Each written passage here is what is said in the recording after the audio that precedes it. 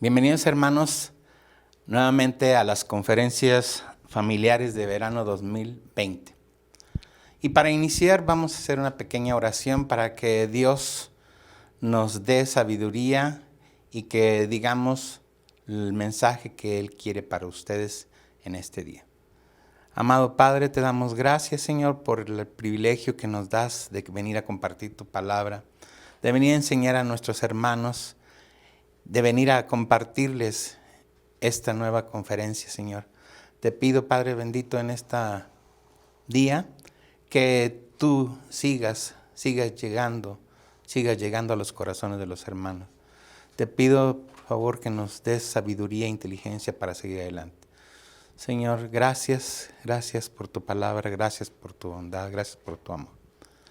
Bien, hermanos, vamos a iniciar esta cuarta conferencia que lleva por título Valorando la Iglesia de Dios. Y vamos a iniciar nuestra conferencia con la lectura del libro de Esdras en el capítulo 3. Les pido por favor que busquen ahí en su Biblia, en su tablet, en su computadora, en lo que tengan ahí, y que sigan conmigo la lectura. Vuelvo a repetir, Esdras 3. Y dice así: en el mes séptimo, cuando ya todos los israelitas se habían establecido en sus poblaciones, se reunió el pueblo en Jerusalén con un mismo propósito. Entonces Jesúa, hijo de Josafat, con sus parientes que eran sacerdotes, y Zorobabel, hijo de Salatiel, con sus parientes empezaron a construir el altar de Dios de Israel para ofrecer holocaustos, según lo estipulado en la ley de Moisés, hombre de Dios.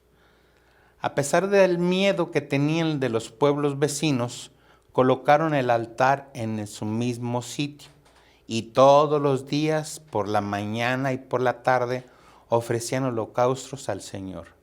Luego, según lo estipulado en la ley, celebraron las fiestas de las enramadas, ofrecieron el número de holocaustos prescritos para cada día, como también los holocaustos diarios. Lo de la luna nueva, lo de las fiestas solemnes ordenadas por el Señor y lo que el pueblo le ofrecía voluntariamente. A pesar de que aún no se había hecho los cimientos del templo, desde el primer día del mes séptimo el pueblo comenzó a ofrecer holocaustos al Señor. Luego le dieron dinero a los albañiles y carpinteros, a los de Sidón y Tiro, les dieron comida, bebida y aceite, para que por mar llevaran maderas de cedro desde el Líbano hasta Jope, conforme a la autorización que había dado Ciro, rey de Persia. Zorobabel, hijo de Salatiel, y Jesúa, hijo de Josafat, junto con el resto de sus parientes, que eran sacerdotes, y con los levitas y con todos los que habían regresado del cautiverio, comenzaban la reconstrucción del templo en el mes segundo del año de haber llegado a Jerusalén. A los levitas mayores de 20 años les encomendaron la tarea de supervisar las obras del templo del Señor. Entonces Jesúa, junto con sus hijos y hermanos, y Cadmiel y sus hijos, que eran descendientes de Odavías, y los descendientes de Enadad, y sus hijos y hermanos, que eran levitas, se unieron para supervisar a los obreros que trabajaban en el templo de Dios. Cuando los constructores echaron los cimientos del templo del Señor, llegaron los sacerdotes con sus vestimentas sagradas y sus trompetas, junto con los levitas descendientes de Asaf, con sus platillos para alabar al Señor, según lo establecido por David, rey de Israel. Todos daban gracias al Señor, y a uno le cantaban en alabanzas: Dios es bueno, su gran amor por Israel perdure para siempre.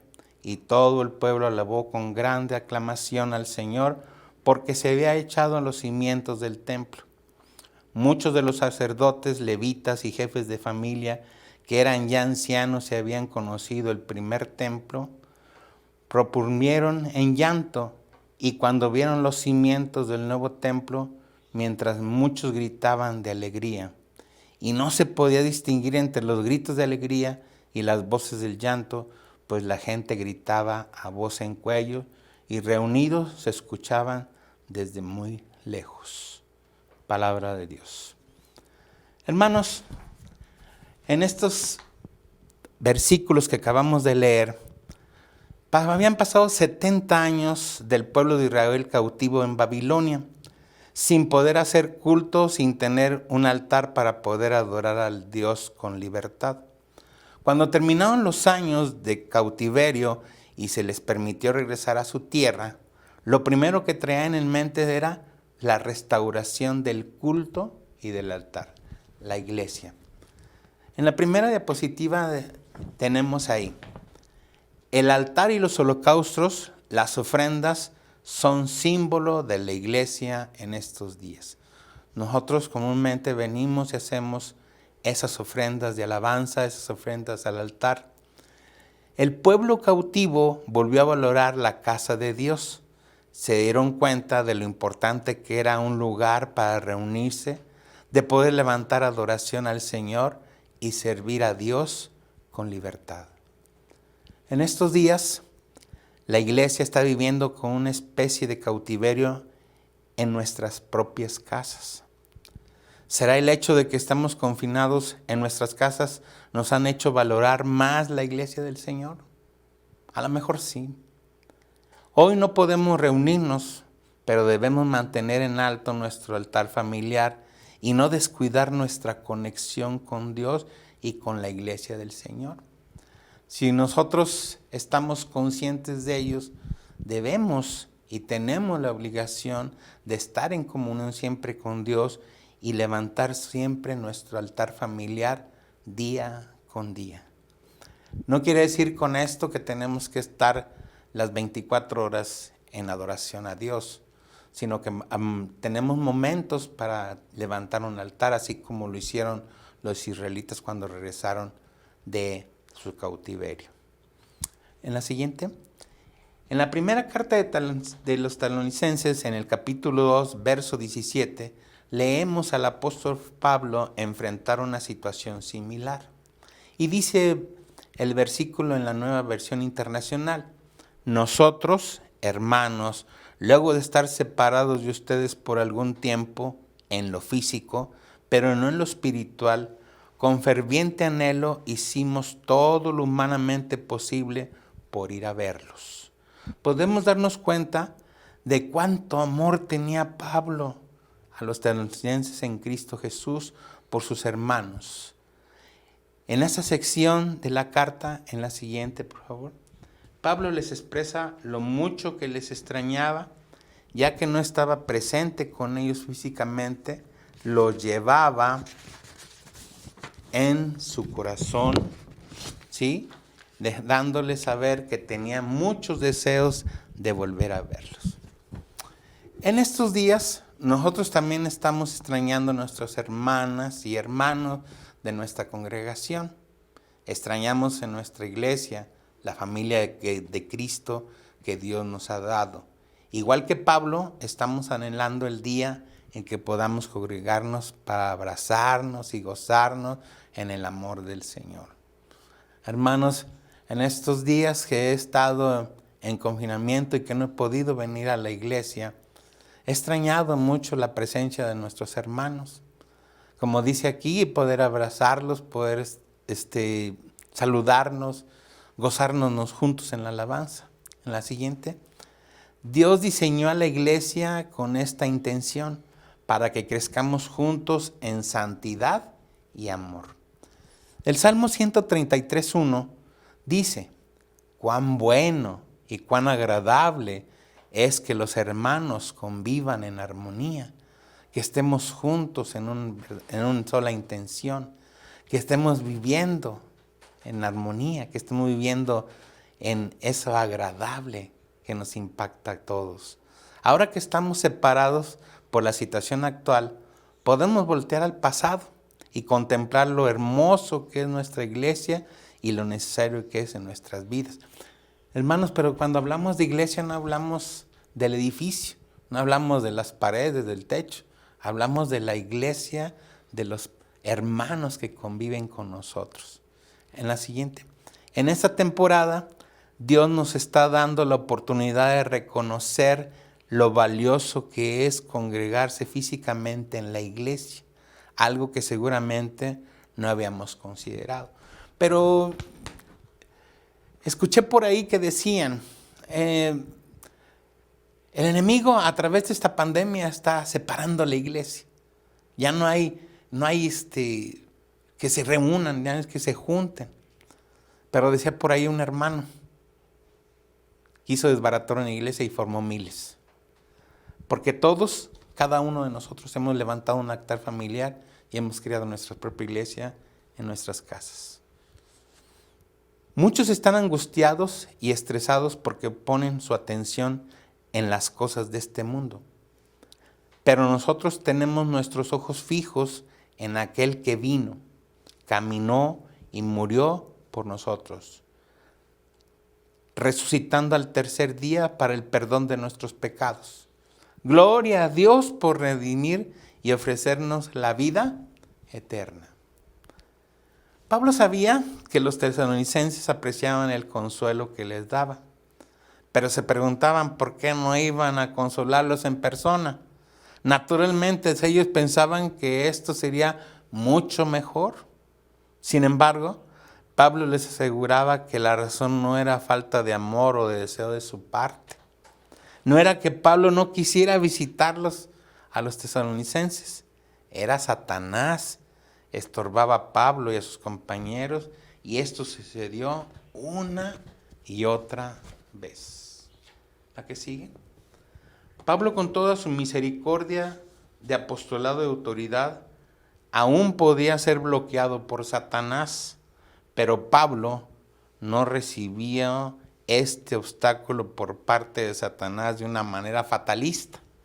Hizo algo al respecto. Fatalista. Él no pensó que, pues ya me estorbó, ya no voy a hacer mi propósito, ya no voy a hablarle. No. Él lo tomó de una manera diferente. Primero, Pablo entendió que provenía de Satanás. Sabía que esto no era una circunstancia al azar, sino un ataque directo de Satanás, porque Pablo poseía discernimiento para saber. Segundo, Pablo tenía fe. Pablo sabía que solo sería un poco el tiempo hasta que fuera superada la barrera que Satanás le había puesto. Y tercero, Pablo estaba comprometido a pelear contra la barrera como le fuera posible. Si no podía estar ahí en persona, sus cartas irían por él y les enseñarían y animarían en su ausencia. Muchos estudiosos creen que estas cartas de los tesalonicenses fueron las primeras cartas que escribió Pablo como apóstol para su iglesia. Si este era el caso, entonces la barrera de Satanás provocó que Pablo iniciara escribiendo cartas a la iglesia. Cuando Satanás vio la gran obra que hizo a través de estas cartas, se lamentó no haberlas estorbado. Y vemos cómo Dios siempre ayuda, siempre nos guía, siempre nos protege para que pueda cumplirse su palabra. La que sigue. Finalmente Dios trajo la victoria a Pablo cuando éste regresó a Tesalonicense y a otras iglesias del área. Ahora, dos preguntas para reflexionar aquí y ahí en su casita que las puedan reflexionar. La primera dice, ¿has pensado cuánto importante es tu iglesia ahora que no te puedes congregar como antes? Este pensamiento, dices, es que iba los domingos o iba los jueves o iba cuando el pastor nos requería, pero sabemos que es importante siempre, porque el hecho de congregarnos con los hermanos nos trae a veces paz, nos trae palabra, nos trae otra serie de cosas que pueden ayudarnos en nuestra vida espiritual. ¿Has sentido un peso en tu corazón por no poder abrazar a tus hermanos en Cristo? Yo pienso que sí. ¿Extrañamos? Puedo aquí empezar a mencionar una serie de nombres, empezando por el pastor, por la pastora. y por todos los hermanos que acuden. La que sigue. Recordemos que fue Dios quien diseñó nuestra iglesia y Él nos hizo un solo cuerpo en Cristo. Por eso nos extrañamos cuando estamos separados. Mediante el siguiente versículo podemos atestiguar esto. También nosotros, siendo muchos, formamos un solo cuerpo en Cristo y cada miembro está unido a todos los demás. Y esto lo encontramos en Romanos 12:5 y lo que acabo de leer es de la Nueva Versión Internacional. En conclusión, hermanos, en esta conferencia estamos manejando 3 puntos importantes. El primero, es parte importante en nuestra vida la iglesia, pero la iglesia no es el edificio, vuelvo a repetir, sino la iglesia, el convivir con nuestros hermanos, en armonía, en paz, para un propósito que nos ha creado Dios, que es alabarle, glorificarle y aprender y recibir el pan espiritual que Él nos prepara en cada vez que nos reunimos como iglesia. Segundo, cuando se presenta el tiempo de regresar, cuando ya venga el tiempo de que estemos reunidos todos, debemos aprovechar. Quitar todos aquellos pensamientos que podía decir negativos para nuestros hermanos y convivir como tales. Y tercero, debemos de confiar que Dios va a terminar con todo esto malo que está sucediendo. Con esta enfermedad, con estos síntomas, con este virus, Él tiene poder para eliminarlo. Y podemos agregar una cuarta cosa. Hermanos, en nuestra casa no nos abandonemos. Formemos el altar familiar. Hagamos nuestra pequeña iglesia, nuestra familia. Reunámonos con nuestros padres, con nuestros hijos, con nuestros hermanos que viven en esa casa. Y sin temor, reunirse y levantar el altar a Cristo, levantar el altar a Dios y ofrecer holocaustos, ofrecer alabanzas, ofrecer toda la palabra que Dios nos ha puesto en la Biblia. Para finalizar esta plática, para pedirles que en familia, puedes poner la siguiente diapositiva, la última. Para platicar en familia, les dejo estos 5 puntos. Primero, ¿qué fue lo primero que realizó Israel cuando salió del cautiverio? Según Esdras 3:2-5. Ellos vivían alejados de su tierra, no tenían templo, no tenían nada. ¿Qué fue lo que hicieron? Pues lo primero es llegar y levantar una iglesia. 2. ¿Cuál sería la enseñanza principal de este texto para su vida? 3. ¿Qué podemos hacer hoy para valorar y apoyar la iglesia de Dios en nuestra ciudad? Importante también. 4. Cuando sea el tiempo de regresar, ¿qué será necesario corregir sobre algunas actitudes que regularmente cometimos? 5. Tomen tiempo en familia para orar por tu iglesia, orar por los hermanos que estén pasando por necesidades, por los pastores y por los líderes. Estos 5 puntos que acabo de mencionar son los puntos que hay que trabajar en casa, platicarlo con la familia, reflexionar y sobre todo que se forme en lo que es el altar familiar. Vuelvo a repetir lo que se dijo hace un momento. El enemigo quiso destruir una iglesia y formó miles.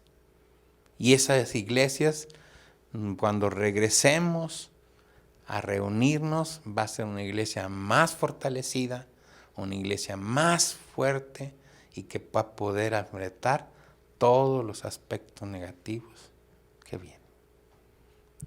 Hermanos, aquí finalizo esta conferencia. Espero de que sea muy útil para su vida y para su familia. Y quiero despedirme haciendo una última oración por cada uno de ustedes. Señor bendito Padre, te damos gracias, Señor, por esta palabra. Te pido, Señor, que fortalezcas cada una de las iglesias y los altares familiares que se han levantado, Señor, y que no ha permitido esta pandemia desintegrar la iglesia tuya. Señor, fortalécelos, llénalos de tu sabiduría, sígueles dando palabras, sígueles dando protección, sígueles llenando de ti, Padre, para que ellos sepan que tú estás presente, que no necesariamente tienen que estar en una iglesia, sino que ahí están formando su propia iglesia. Señor, te pedimos que cuando regresemos y nos reunamos con todos nuestros hermanos, con todos los que integran esta iglesia, el cuerpo tuyo, Señor, lleguemos más fortalecidos y dispuestos a enfrentar todo lo que venga. Todo. Porque sabemos que estando contigo somos fuertes. Tú eres nuestra fortaleza, tú eres nuestra roca fuerte. Te damos gracias por ello. Lo digo, lo bendecimos en el nombre de Jesús. Amén. Gracias, hermanos. Bueno, hermanos, no me queda más que recordarles que el día de mañana a las 8 de la noche vamos a continuar con las conferencias. Estén ustedes al pendiente y dispuestos siempre a recibir lo que Dios tiene para ustedes. Muy buenas noches.